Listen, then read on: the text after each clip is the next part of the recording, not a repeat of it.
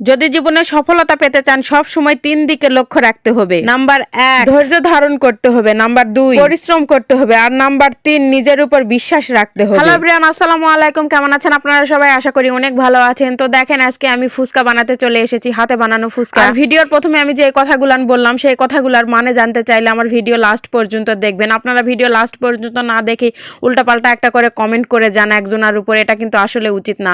তো আসলে ফুচকা এখন সবারই প্রিয় একটা খাবার। আমরা সব সময় ফুচকা খেতে পছন্দ করি। দোকানে গেলে সব থেকে ফেভারিট যেটা খাবার আমাদের হয় সেটা হলো ফুচকা। তো এখন একটা ট্রেন্ড চলে আসছে হাতে বানানো ফুচকা, মেশিনে বানানো ফুচকার থেকে দামি। তো তাই আমি দামি খাবার বানাতে চলে আসলাম। তো আমি আমার বাড়ির থাকা কিছু উপকরণ দিয়ে আজকে হাতে ফুচকা বানাবো। তো এখানে আমি সুজি আর 1 কাপ ময়দা আর উষ্ণ গরম পানিতে 3 টেবিল চামচ তেল মিক্স করে, অল্প একটু পানি অবশ্য লাগে, অল্প অল্প করে পানি দিয়ে সুন্দর করে একটা ময়ান করে রাখবো এবং সেই ময়ান ঠিক 1 ঘন্টা রেস্টে রেখে দিব। রেস্টে রাখার পর সুন্দর করে এরকম আমি দেখেন কত সুন্দর করে গোল করে রুটি বানিয়ে নিয়েছি। এরকম করে রুটি বানিয়ে নিয়ে আপনারা যেরকম শেপে ফুচকা খেতে পছন্দ করেন, অনেকেই ছোট অনেকেই বড়, আমার অবশ্য বড় লাগে কিন্তু বড় কাটিং করার মতন কিছু পেলাম না, তাই ছোট ছোট করে কাটিং করে নিচ্ছি। আসলে আমার মনে হচ্ছিল ফুচকা খাওয়ার থেকে এইভাবে ফুচকা বানানোর মজাটাই অনেক আলাদা। এরকম ছোট ছোট ফুচকা দেখতে কত সুন্দর লাগছে আপনারা দেখেন। আর এই ফুচকা গুলান তেলে দেওয়ার পর এত সুন্দর একেবারে ফুলে ফুলে উঠছিল যে দেখে মানে মনটাই জুড়িয়ে যাচ্ছিল। আমি একেবারে চিৎকার দিয়ে উঠছিলাম। তো সবাই বলছিল এত চিল্লাচিল্লি করা লাগবে কা, ফুচকাই তো ফুলিছে আর কি। কিন্তু কোনো জিনিস প্রথমবারেই যদি বানাতে গিয়ে পারফেক্ট হয় তাহলে সেই আনন্দটা যে বানাচ্ছে তার থেকে আর কেউ ভালো বুঝবে না। তো যাই হোক, চুলার উপর অন্য একটা রান্না তুলে দিয়ে আমি সেই রান্নার ফাঁকে ফুচকাগুলা সুন্দর করে বানিয়ে কেটে নিচ্ছিলাম। এখানে আমার 1/2 কাপ সুজি আর 1 কাপ ময়দা দিয়ে প্রায় 1 বক্স ফুচকা হয়ে গিয়েছিল। আমার মেয়ে আর আমি এত ফুচকা পছন্দ করি যে 1 বক্স ফুচকা আমাদের কাছে কিছুই না। কেউ যদি 1 বক্স ফুচকা আমাদের বানিয়ে দেয় একটা একটা করে তাহলে মনে হয় আমরা খেয়ে নিব। তো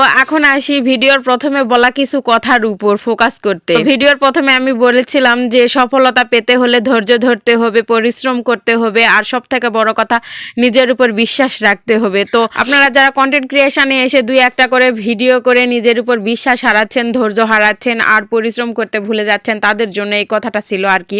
যে সফলতা এমনি এমনি আসে না ভাই, সফলতা পাওয়ার জন্য অনেক কষ্ট করতে হয়। যারা কন্টেন্ট ক্রিয়েশনে সাকসেসফুল তারাই জানে এর পিছনে কতটা কাহিনী আছে। আসেন আমরা সবাই একসাথে ধৈর্য ধরি, পরিশ্রম করি আর নিজের উপর আত্মবিশ্বাস রেখে কাজ চালিয়ে যাই। ইনশাল্লাহ সফলতা একদিন আমাদের আসবে। তো দেখেন, কথা বলতে বলতে আমার ফুচকা গুলান সব রেডি হয়ে গেল। পুচকি পুচকি ফুচকা কত সুন্দর লাগছে দেখতে। এগুলা আসলে ভাজার পর আরো সুন্দর লাগছিল দেখতে।